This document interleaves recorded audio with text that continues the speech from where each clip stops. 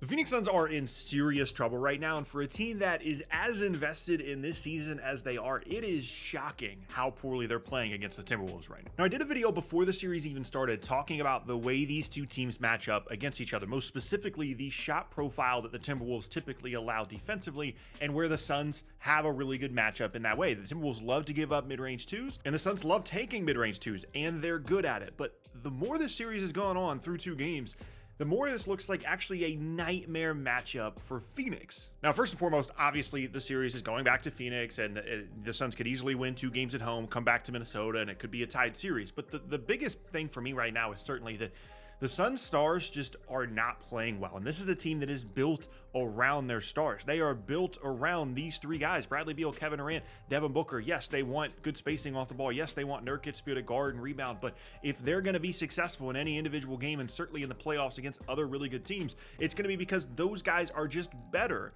than the other team's stars. And so far, Minnesota has basically shut down all 3 of those guys. And it certainly doesn't help that now they're dealing with injuries as well. Grayson Allen looked like he had a pretty bad ankle sprain. That's going to further limit the depth that was already very limited for this team. And like Eric Gordon played pretty well, but still, things don't look good at all right now for Phoenix. And going back to that shot profile thing that I talked about in the previous video, the thing that's happening right now for Phoenix, and honestly, this has been a thing for not only the Suns all year long, but a lot of Kevin Durant teams specifically, they are not creating enough 3-point shot opportunities. They shot 22 threes in game 2, which in the modern NBA is a terrible number. There's just not enough volume there. And if they go throughout the series and the Timberwolves continue to shoot better than them from 3 in terms of volume, in terms of getting good open looks, they only outshot them by 1 made 3 in game 2. But still, if that continues to be an issue for Phoenix, they don't have enough along the margins to make up for that gap. They have to get more open threes. They have to get more volume from 3, and they can't just continue to take mid-range 2s and then trade with Minnesota from 3 and expect that the series is going to go their way. Because generally speaking, it seems like at least Minnesota is the better team. They have more depth. They have more versatility. They're certainly much better defensively. And if they're going to be on par with Phoenix or better than them offensively, that is going to be a huge issue for them. But the other thing that's happening here, and again, I mentioned this in that series preview video, Minnesota's guarding a little bit differently than they have during the year. They've still done their traditional, ball screen coverage where they're trying to funnel everything towards Rudy Gobert. They're okay giving up these mid-range 2s. I talked about that, but I also talked about the fact that things might change a little bit for Minnesota, and we saw that even more in game 2. They're okay, yes, giving up mid-range 2s, but they're trying to make those opportunities tougher on Phoenix. They know that if they just let Devin Booker, Kevin Durant walk into mid-range 2s, they're gonna score a ton. So they need to change their defense up a little bit. 2 things have happened. One, they've been a little bit more aggressive playing up on those guys because they know they want to get to those spots. Beal, Durant, and Booker all want to get to those spots in the mid-range. They don't really want to get to the rim a ton. They don't put a ton of pressure on the rim. So they're okay pushing up on those guys a little bit more. And the other thing that I just did not expect at all, Rudy Gobert and Karl-Anthony Towns have been able to just switch out on some of these guys. And Gobert specifically has actually guarded like decently well on the perimeter against Kevin Durant, against Devin Booker in switches. The concept of Minnesota switching ball screens that involve Rudy Gobert and him coming out and actually being able to guard really well is not only completely series changing for Minnesota, but completely unexpected. I mean, the whole thing with Rudy Gobert over the years in the postseason has been that he can't guard on the perimeter, that if you put a floor spacer out there, he can't punish them in the post, and then now all of a sudden, he has to just stand at the rim and give up open threes. Like, think about the Terrence Mann series a few years ago for the Clippers. He was just hitting shot after shot. That was because Gobert couldn't guard on the perimeter, and now we're watching him switch out and guard Kevin Durant and guard Devin Booker. He's not doing a fantastic job, but he's not a complete turnstile either.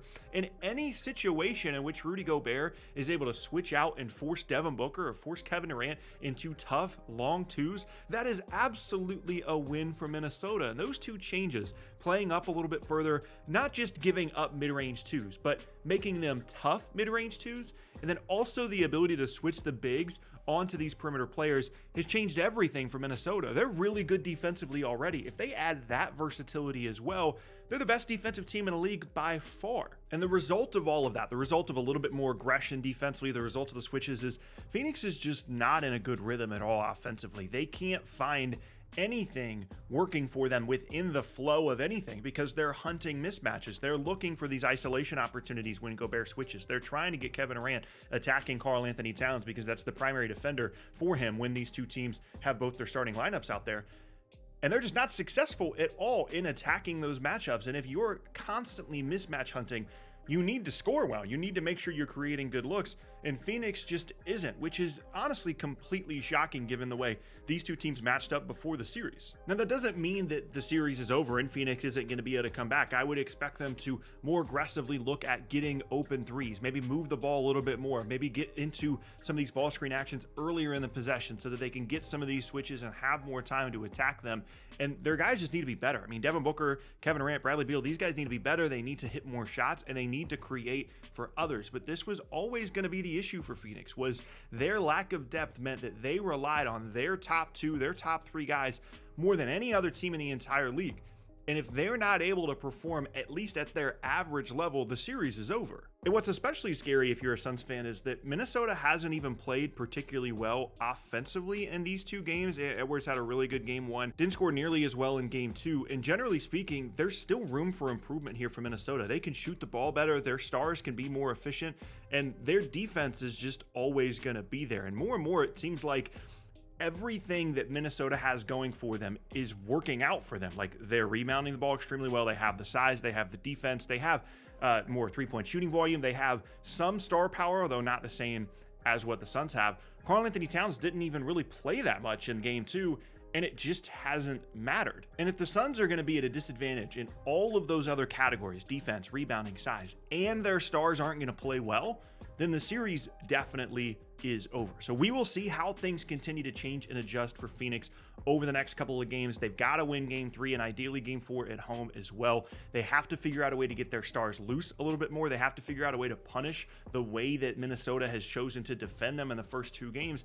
And I'm confident still in the talent of their stars and their ability to turn this series around. It's just, this has been as concerning of a two-game start to the series as you could ever possibly expect as a Suns fan, because there's been so many things really that still have gone wrong for Minnesota, and it hasn't resulted in really anything positive at all for Phoenix. And if you're Minnesota, just keep doing what you're doing. Like, be okay with Jusuf Nurkic trying to attack Rudy Gobert in the paint. Be okay with Kevin Durant trying to pull up over Karl Anthony Towns for tough twos. Be okay with Devin Booker not really being able to get to his spots, not getting to the free throw line. Be okay with Bradley Beal just looking like a role player out there. They're fine with all these things defensively, and until any of this stuff, more aggressive ball screen coverage, switching out Gobert onto some of these stars, until any of that stuff starts to actually get punished, they're in a fantastic position. So looking for more threes from Phoenix over the next couple of games, looking for them to potentially punish some of these switches and aggressive ball screen coverage to get Minnesota to change up some of those things.